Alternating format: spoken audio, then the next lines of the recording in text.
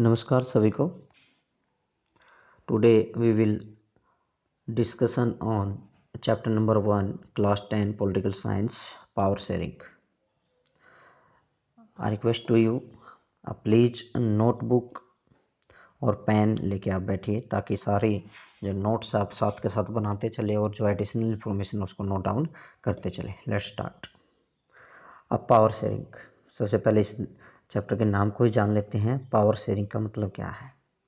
अब power sharing, power का मतलब अथॉरिटी और शेयरिंग का मतलब बांटने यानी कि डिस्ट्रीब्यूट करना।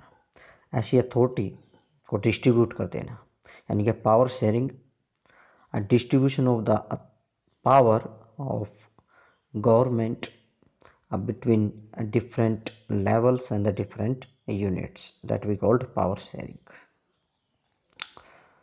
इस चैप्टर के अंदर हम कुछ डेफिनेशन देखेंगे, फिर देखेंगे Belgium and Sri Lanka and composition of population of both countries and बहुसंख्यवाद of Sri Lanka, how to accommodate the problem in Belgium, Belgium government कैसे अकोमोडेट कर देती है, पावर शेयरिंग डिजायबल क्यों ज़रूरी है, आवश्यक है, and power form of power sharing कि भाई इसकी फॉर्म क्या है। Let's start. सबसे पहले कुछ डेफिनेशन देखते हैं। अब firstly to introduce to democracy and a future of democracy, because of आपके 10th क्लास में जितने भी चैप्टर आएंगे सब के सब कहीं ना कहीं डेमोक्रेसी डायरेक्टली इनडायरेक्टली जुड़े हुए हैं। अगर आपको डेमोक्रेसी की डेफिनेशन एंड द फीचर पता है तो आप इजीली हर चैप्टर को रीड आउट या समझ सकते हैं। Let's start. डेमोक्रेसी, डेमोक्रेसी जिसको हिंदी में लोकतंत्र कहते हैं। Democracy is the form of government in which people elected their representative through election, a representative take the decision on the behalf of a people। यानी कि लोकतंत्र ऐसी सरकार का रूप है जिसके अंदर लोग अपने नेताओं को चुनते हैं, अपने जो नेता होते हैं उनके लीडर होते हैं उनको चुनते हैं इलेक्शन के थ्रू, और वो इलेक्शन के बाद वो रिप्रेजेंटेटिव जितने भी डिसीजन लेते हैं वो लोगों के डिसीजन माने जाते हैं, उसे कहते हैं डेमोक्रेसी। एक फेमस अब्राहम लिंकन जो यूएसए के प्रेसिडेंट थे, उनकी एक डेफिनेशन है जो कि बड़ी ही फेमस, कहीं चले जाएं ये डेफिनेशन आपको याद है होनी चाहिए। Democracy is a government of the people, by the people and for the people.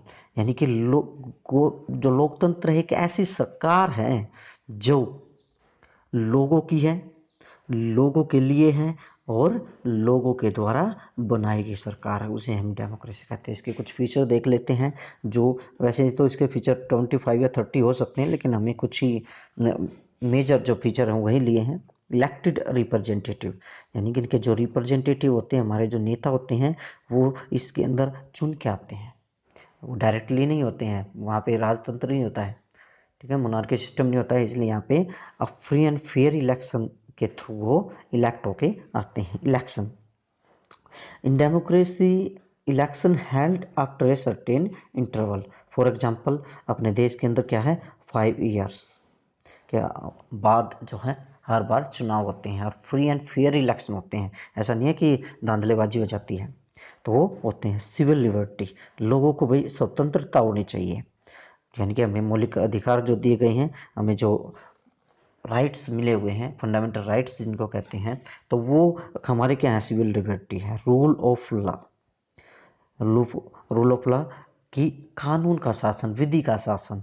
Every one equal before the law, even राष्ट्रपति हो चाहे वो एक पुअर पीपल हो, उसमें कोई फर्क नहीं पड़ता है, लेकिन रूल ऑफ लॉ के तहत अगर कोई भी लॉ को ब्रेक करता है तो उसको सजा मिलेगी, चाहे वो कोई भी हो। इंडिपेंडेंट जुडिशरी, जुडिशरी हमारी यहाँ क्या है कि इंडिपेंडेंट है, एक दूसरे से जुड़ी, इंटीग्रेटेड सिस्टम हमारे कहा जाता है। सबसे नीचे होता है सबऑर्डिनेट कोर्ट होते हैं, उसके बाद हाई कोर्ट आ जाते हैं, उसके बाद आता है सुप्रीम कोर्ट, यानी कि इस तरह से चलता है। और इन पे कोई भी किसी भी गवर्नमेंट का वो नहीं होता, ये बिल्कुल अलग है, इनका सिस्टम अलग है, ये अपनी अपॉइंटमेंट करना, ये करना सब इनका चलता रहता है। हालांकि इनके जजेज का जो अपॉइंटमेंट है वो राष्ट्रपति के द्वारा किया जाता है, लेकिन कहीं ना कहीं ये इंडिपेंडेंट है, इन पे एग्जीक्यूटिव जो कार्यपालिका है उसका कोई दबाव नहीं होता है। नेक्स्ट है ऑर्गेनाइज्ड ओपोजिशन पार्टी, यानी कि विपक्षी दल हमारे यहाँ, यानी कि विपक्षी दल का मतलब है कि पार्लियामेंट के अंदर एक रूलिंग पार्टी होगी, एक अपोजिशन पार्टी होगी। रूलिंग पार्टी जो मेजोरिटी के बाद सरकार बना लेगी उसे रूलिंग पार्टी कहेंगे, और साथ में जो साइड में जो सामने हारी हुई पार्टी है, जो सबसे बड़ी पार्टी होती है, वो अपोजिशन की पार्टी होगी। और ये हमारी जितनी भी रूलिंग पार्टी के जितनी भी अपनी नीतियाँ बनाएंगी उनको क्रिटिसाइज करना, पॉलिसीज को लाना, नई नई कानून को इंट्रोड्यूस करवाना, उसमें कमियां गिनाना और उन पे गवर्नमेंट पे कंट्रोल रखना, ये इनका काम है। तो ये कुछ फीचर्स है, इनको नोट डाउन कर लेना। नेक्स्ट अब आता है पावर शेयरिंग, कि पावर शेयरिंग क्या है। अभी मैंने जैसे बताया था कि distribution of the power between the central government and the state government and the others constitutional units that we called power sharing. वही ये बात कर रहे हैं कि democracy all power does not rest within a one hand या one organ, किसी भी एक उसमें नहीं रहती है, of the state is share legislature executive judiciary and the power does not rest with any one organ of the state, rather is shared among the organ called power sharing। कि भाई जितनी भी अथॉरिटी है सारे के सारे distribute कर जाती है अलग अलग ऑर्गन में। अगर एक ऑर्गन के पास है तो मिसयूज होने का पावर का ज़्यादा चांस रहेगा। और ये क्यों की जाती है, इसके रीजन है। फॉर एग्जाम्पल मान लीजिए गवर्नमेंट पूरे देश को देखती है, अब पूरे देश को तो ये नहीं देख सकती ना, और ऐसा भी शक्तिशाली नहीं पीएम कि हर डिपार्टमेंट को देख सके। तो उसको स्मूथली काम करने के लिए और बेटर रिजल्ट पाने के लिए हम क्या करते हैं, पावर को अलग अलग लेवल पे डिस्ट्रीब्यूट कर दें, ताकि उनकी रिस्पॉन्सिबिलिटी रहे कि वो आराम से काम करें और सारी जवाबदेहिता पीएम को देनी पड़े। फॉर एग्जाम्पल आपके घर के अंदर है, आपके पिताजी हैं, आपके पापा जो हैं वो पूरी जो हैं पावर लिए हुए हैं, तो पूरी पावर उनके हाथ में है। अगर वही सारे डिसीजन लेंगे तो कई बार वो गलत हो सकते हैं ना। लेकिन अगर वो स्मूथली काम करना चाहते हैं और घर में अच्छा कोऑर्डिनेशन बनाना चाहते हैं, या वो घर में शांति बनाए रखना चाहते हैं सब, तो क्या करेंगे, वो सबकी बात सुनेंगे और वो अलग अलग काम बांट दें कि भाई आप बैंकिंग का काम आप करेंगे, हाउसिंग का काम आप करेंगे, बाहर का जो काम होगा वो आप करेंगे, बाकी मैटर मैं देखूंगा। तो ये क्या होगा, पावर को डिस्ट्रीब्यूट कर दिया और इनके अंदर कोऑर्डिनेशन बना दिया। तो ये कोऑर्डिनेशन क्या करेगा, घर में अच्छे से तरक्की लाएगा, डेवलपमेंट लाएगा। ऐसे ही गवर्नमेंट भी करती है, तो पावर शेयर करना जरूरी हो जाता है। Next ethnic group. Ethnic group क्या होते हैं भाई, social division based on the share culture. People belong the same ethnic group believe in the their common culture and the customs. ऐसा ग्रुप जो अलग ही कल्चर को फॉलो कर दिया, बड़ा एक ग्रुप है जो अपने ही कस्टम्स अपने ही कल्चर्स हैं, उनके एक सेम रीति रिवाज है, हम उसको एथनिक ग्रुप बोल जाते। तो पहले से कभी से रहता आ रहा है, साथ में साथ हो रह रहे हैं, उनके कॉमन इंटरेस्ट हैं, तो ऐसे ग्रुप को हम क्या कहते हैं, एथनिक ग्रुप कहते हैं। बहुसंख्यवाद यानी कि believe the majority community should able to the rule community in whichever way it wants by disregarding the wishes and needs of the minority.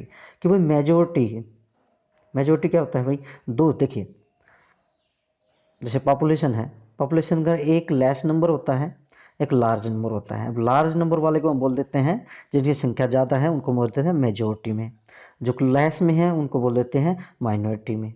अब क्या होगा, मेजोरिटी यानी कि इलेक्शन होंगे तो मेजोरिटी को ज़्यादा सीटें आएंगी तो मेजोरिटी गवर्नमेंट बनाएगी, माइनॉरिटी नहीं बनाएगी।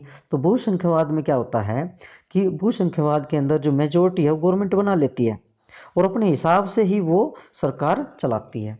लेकिन उसमें सबसे बड़ी गलती क्या करते हैं कि वो डिसगार्ड कर देते हैं wishes and needs of minority. Minority के जो राइट्स हैं उनको फॉलोअप नहीं किया जाता है, तो इसे बोलते हैं बहुसंख्यवाद। सिविल वॉर, सिविल वॉर क्या है भाई, गृह युद्ध इसको बोला जाता है, घर का युद्ध भाई। गृह युद्ध का मतलब घर का युद्ध। Civil a conflict between a conflict between opposition group within a country. यानी कि दो ग्रुप हैं जो अलग अलग एथनिक ग्रुप मान सकते हैं, या दो ग्रुप बना सकते हैं, दो कम्युनिटी मान सकते हैं within a country A and B. इनके आपस में कुछ इश्यू हो गए, दोनों लड़ना स्टार्ट करती है। एक ही कंट्री का ही, एक ही कंट्री के हैं, उसी कंट्री में आपस में लड़ रहे हैं, दूसरी कंट्री से कोई नहीं है। तो इसको बोलेंगे जब एक ही कंट्री के अंदर दो या दो से ज़्यादा कम्युनिटी जो हैं आपस में लड़ाई झगड़ा करने लग जाएं, उसे बोलते हैं सिविल वॉर। अगर बाहर देश के साथ है तो वो तो अलग वॉर हो जाएगा, लेकिन ये बोले जाएगा सिविल वॉर। लेट्स स्टार्ट के study of Belgium and composition, population composition of Belgium. क्या कहता है, Belgium is a small country in Europe. Just like Haryana. Size में देखें तो हरियाणा जितना उसका साइज है, पॉपुलेशन भी इतनी ही छोटी सी है। और इसके बॉर्डर जो हैं वो शेयर्ड होते हैं नीदरलैंड, फ्रांस एंड जर्मनी, यूरोपीय कंट्री है, इनके साथ रह जाता है। अब पॉपुलेशन कंपोजिशन की अगर बात करें तो क्या कहता है, 59% फ्लैमिश रीजन में रहते हैं, स्पीक डच, डच बोलने वाले जो हैं वो रहते हैं फ्लैमिश रीजन में 49%। एंड अनोदर 40% पीपल, जो बाकी के बच गए, वो रहते हैं वोलेना रीजन में, जो बोलते हैं स्पीक फ्रेंच, उनकी फ्रेंच लैंग्वेज है मदर टंग। और 1% जो रह गए भाई, वो बोलते हैं जर्मन। ठीक है, अब ये था सारी कंट्री का, लेकिन इसकी कैपिटल जो सिटी है उसकी पॉपुलेशन कंपोजिशन जो है वो थोड़ी अलग है। ये थोड़ा सिटी को छोड़ के पॉपुलेशन जो है इस कंपोजिशन जो थी ये थी रेस्ट ऑफ कंट्री। लेकिन अब हम कैपिटल की बात करेंगे। अब कैपिटल सिटी में क्या है, ब्रुसेल है इसकी कैपिटल सिटी। तो ब्रुसेल में क्या है, 80% जो लोग हैं वो बोलते हैं फ्रेंच, लेकिन 20% जो लोग हैं वो बोलते हैं डच। अब क्या हो गया, बाहर अगर देखें तो वहाँ तो 60%, लेकिन 59% क्या है, डच बोलने वाले हैं। लेकिन कैपिटल में उल्टा हो गया, यहाँ ये माइनॉरिटी में आ गए, यहाँ पे ये क्या थे, मेजोरिटी में थे। यहाँ ये माइनॉरिटी में थे, लेकिन यहाँ ब्रुसेल में क्या है, ये मेजोरिटी में है। तब क्या होता है, the minority of French, minority में कौन है, फ्रेंच हुए, क्योंकि फ्रेंच की पॉपुलेशन कम हुई। तो क्या है, speak community was relatively rich and power. लेकिन ये जो माइनॉरिटी वाली ग्रुप है बेल्जियम के अंदर, ये तो क्या है भाई, रिच एंड पावरफुल है, इनके पास संसाधन ज़्यादा है, इन्होंने एजुकेशन भी लिया, संसाधनों का ज़्यादा यूज भी किया है। तो ये क्या है, उल्टा पड़ गया भाई, ये मेजोरिटी का होना चाहिए था, लेकिन यहाँ तो क्या है, माइनॉरिटी की ज़्यादा पावरफुल है। अब क्या होता है, this was resented by the Dutch speaking community who got to benefit in the economic development and education much later। इसी का कारण क्या हो रहा कि फ्रेंच तो जल्दी डेवलपमेंट कर गए अपना, लेकिन जो डच थे जो कि मेजोरिटी में भी थे, इनका लेट हुआ, इनकी आर्थिक स्थितियाँ, एजुकेशन सिस्टम या जॉब में जाना थोड़ा सा लेट हुआ। और यही क्या हुआ, ब्रुसेल के अंदर एक कम्युनिटी के बीच टेंशन की स्थिति अब बन गई, कंडीशन बन गई कि उनके बीच थोड़ा सा भेदभाव आ गया और सिविल वॉर जैसी कंडीशन उनकी बनने लग गई। देखिए कैसे ये अकोमोडेट करती है अपने आप को। पहले हम श्रीलंका के बारे में जानते हैं, उसके बारे में जानेंगे। Sri Lanka neighbouring country of India, पाक स्टेट से ये अलग होते हैं भाई। ये यहाँ पे श्रीलंका, ये पाक स्टेट है हमारी। Sri Lanka another Asia, south Asian region. Sri Lanka है डाइवर्स पॉपुलेशन, बहुत सारा डाइवर्स है। अब क्या है, यहाँ की अगर पॉपुलेशन कंपोजिशन की बात करते हैं तो यहाँ सिंगाला स्पीकर पीपल हैं, सिंगाला रहते हैं, और वो कितने परसेंट है, 40% टोटल पॉपुलेशन का। और बाकी जो 18% बच गए वो हैं तमिल।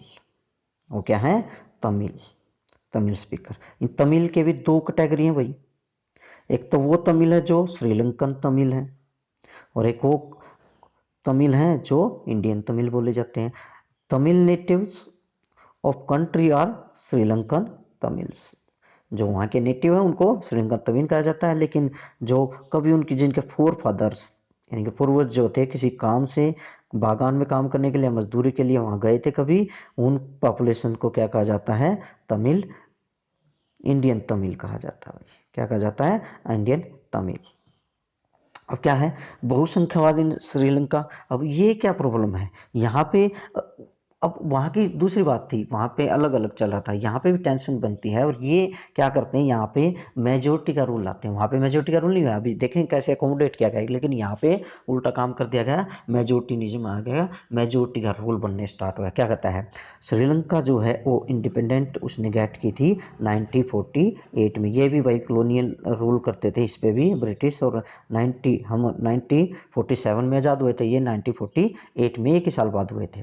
तो यहाँ के जो लीडर्स थे सिंघाला कम्युनिटी, उन्होंने डोमिनेंस किया और गवर्नमेंट फॉर्म किया, गवर्नमेंट में अपना डोमिनेंस बनाए रखा मेजोरिटी के बेस पे। 1956 एक एक्ट पास किया गया, Sinhala as a official language. यहाँ पे क्या कर दिया 1924 के अंदर, यहाँ पे सिंघाला को ऑफिशियल लैंग्वेज अपना सेलेक्ट कर लिया गया है। जबकि तमिल जो वहाँ की लैंग्वेज है उसको क्या कर दिया गया, डिस्कार्ड, साइड रख दिया गया, उस पर कोई ध्यान नहीं दिया गया। इन न्यू कॉन्स्टिट्यूशंस के अंदर क्या किया गया, न्यू कॉन्स्टिट्यूशन जो मिला उसमें क्या किया गया, बुद्धिज्म को प्रमोट किया गया।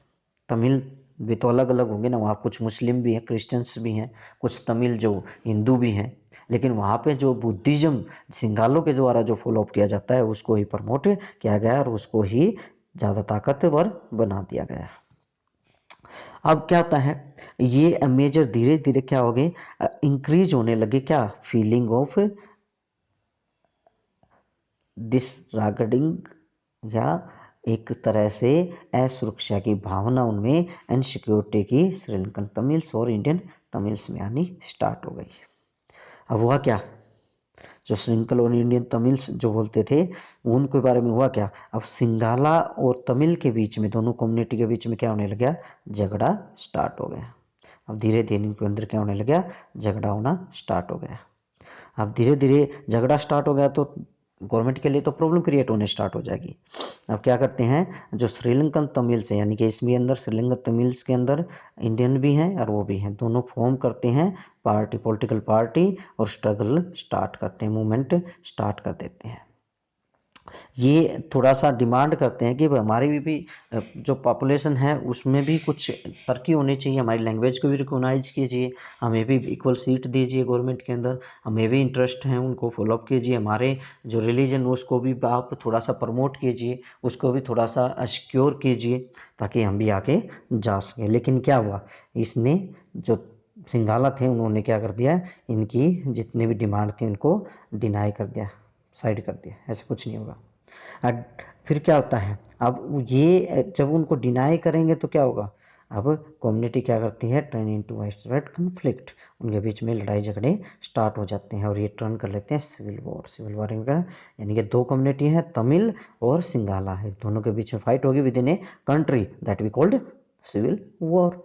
अब सिविल वॉर से क्या होगा, गवर्नमेंट बैक साइड पे जाएगी, उसकी जो पॉलिसीज है, वेलफेयर स्कीम्स है, वो लॉन्च नहीं कर पाएगी, वहाँ की जो इकोनॉमी कंडीशन है वो डिक्रीज होती चली जाएगी, और इससे क्या होगा, social and culture economy life क्या है कंट्री की, वो इफेक्ट होगी, और उससे क्या होगा, वो इफेक्ट होगी तो वो सेटबैक यानी कि काम नहीं कर पाएगी, वो अच्छे से काम नहीं कर पा रही थी। आज भी वहाँ की यही कंडीशन है और वहाँ पे आज तक विकास ढंग से नहीं हो पाता है क्योंकि सिंगल लॉ का मेजोरिटी के रूप में काम चल रहा है। हालांकि अभी काफ़ी सुधार की गुंजाइश है, गवर्नमेंट, इंडिया गवर्नमेंट भी कुछ उनकी हेल्प करती है टाइम टू टाइम। नेक्स्ट करते हैं अकोमोडेशन इन बेल्जियम। अब श्रीलंका के अंदर तो सिविल वॉर जैसी कंडीशन रही, आज भी वो चला हुआ है, आज भी उनके कॉन्स्टिट्यूशन में डिमांड रहती है कि आप अमेंडमेंट कीजिए और कुछ कीजिए कि तमिल के साथ भी आपका कुछ कोऑर्डिनेशन बन सके। लेकिन बेल्जियम ने इतना अच्छा मॉडल प्रेजेंट किया कि उन्होंने हर प्रॉब्लम को अकोमोडेट कर लिया। हालांकि वहाँ पे देखने के लायक थे कि माइनॉरिटी पहले डेवलपमेंट हो चुका था उनका और ज़्यादा इकोनॉमी और रिच वो थे, लेकिन बाद में ऐसे अकोमोडेट किया गया कि वहाँ दोनों पार्टी जो कम्युनिटी हैं वो बड़े ढंग से आज भी रहती हैं और पूरी दुनिया के सामने वो अपने एक क्या करते हैं, एक प्रेजेंट करते हैं एक रोल मॉडल के रूप में। क्या करते हैं, ये रीजनल जो डिफरेंसेस हैं उनको साइड करने के लिए वो कुछ कदम उठाते हैं। क्या करते हैं, 1970 टू 1993, 1970 से लेकर 1993 तक वो अपने कॉन्स्टिट्यूशन को 4 बार क्या कर देते हैं, अमेंडमेंट कर देते हैं। अमेंडमेंट का मतलब होता है भाई सुधार करना, कॉन्स्टिट्यूशन जो बनता है उसमें सुधार किया जाता है, यानी कि कुछ गलत रूल बन जाए या कुछ ऐड करना हो या कुछ हटाना हो तो उसको सुधार किया जाता है, तो उसको बोलते हैं अमेंड करना, अमेंडमेंट करना। तो 4 बार उन्होंने अमेंडमेंट कर दिया ताकि अपनी कंट्री का जो है सबको एक तरह का रूल मिल सके, सबको राइट मिल सके। यहाँ क्या करते हैं, कुछ एलिमेंट्स हैं बेल्जियन मॉडल के, जो बेल्जियन मॉडल को फॉलोअप किया जा रहा है उसके कुछ एलिमेंट्स है। क्या क्या उन्होंने किया भाई, पहला constitution prescribe the number of the Dutch and the French speaking minister shall be equal in the central government, कि गवर्नमेंट के अंदर दोनों डच और फ्रेंच जो स्पीकिंग है उनकी मिनिस्टर जो इक्वल दिया जाएगा भाई, सबको। ये नहीं है कि उनको कम दे दिया उनको ज़्यादा दे दिया मेजोरिटी रहा, अब दोनों को साथ दे देते, मतलब दोनों जब भी कोई डिसीजन होगा तो वोटिंग होगी, वोटिंग में दोनों ही साथ रहेंगे, तो एक दूसरे के जीतने की जरूरत नहीं रहेगी, ना माने कम नंबर है उनका ना उनका ज़्यादा नंबर है। दूसरा क्या करता है, सेंट्रल गवर्नमेंट जो है उसने अपनी पावर को डिस्ट्रीब्यूट कर दिया, किसमें, स्टेट गवर्नमेंट में। भाई स्टेट गवर्नमेंट, अगर सेंट्रल गवर्नमेंट है, सेंट्रल गवर्नमेंट ही सारी पावर को रखेगी, तो भाई स्टेट गवर्नमेंट क्या करेगी। अब उसने क्या किया, स्टेट गवर्नमेंट और सेंट्रल गवर्नमेंट के अंदर दोनों को पावर को डिवाइड कर दिया, दोनों को तालमेल बनना स्टार्ट हो गया, अपनी अपनी पावर का ये एंजॉय करने लगे, इसलिए कोई दिक्कत नहीं आई। फिर क्या कहता है, अब ब्रुसेल्स में क्या कर दिया, अलग कम्युनिटी को अलग इक्वल रिप्रेजेंटेशन दे दिया। भाई दोनों दोनों हैं, अब स्टेट की अलग बन गई, लेकिन ब्रुसेल्स की जो गवर्नमेंट, सेंट्रल गवर्नमेंट बनी, उसमें भी इन्होंने क्या किया, दोनों कम्युनिटी को इक्वल रिप्रेजेंटेशन दे दिया, ताकि दोनों अपने इंटरेस्ट को प्रोटेक्ट कर सके, दोनों अपनी बातें रख सके। थर्ड क्या किया इन्होंने, कम्युनिटी गवर्नमेंट बना दी, फॉर्म ऑफ कम्युनिटी गवर्नमेंट। अब कम्युनिटी गवर्नमेंट छोटी छोटी गवर्नमेंट जो मान ली डिस्ट्रिक्ट वाइज होती हैं, वहाँ उन डिस्ट्रिक्ट की जो गवर्नमेंट होती है उनको कम्युनिटी गवर्नमेंट बोला जाता है। अब डिस्ट्रिक्ट लेवल पे जो गवर्नमेंट होगी उसको कम्युनिटी लेवल, अब कम्युनिटी के लेवल पे जो काम करने हैं वो कम्युनिटी लेवल की गवर्नमेंट करती रहेगी और अपने इंटरेस्ट सेव करती रहेगी, इसलिए उनको कोई प्रॉब्लम नहीं हुई। जब भी वो कोई बात होती है तो वो अपना इक्वली रिप्रेजेंटेशन उनका होता है, अपनी बात रखते हैं और अपनी बात को मनवा लेते हैं, दैट्स ऑल। अब क्या करते हैं, leaders have realised that the unity of the country possible only respecting the feelings and interest of the different community and religion.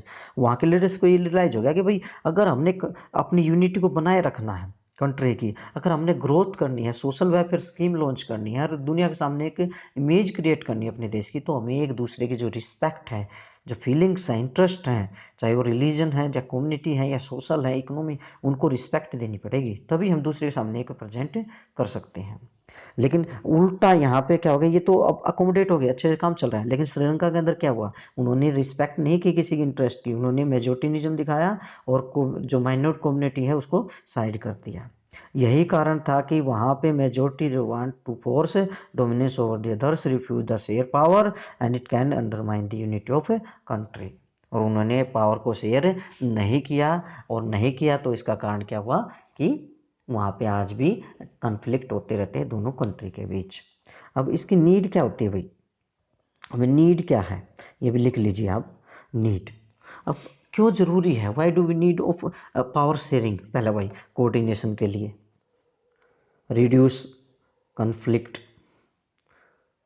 Avoid civil war situation, growth of economy, growth of economy, launch या success of social welfare schemes,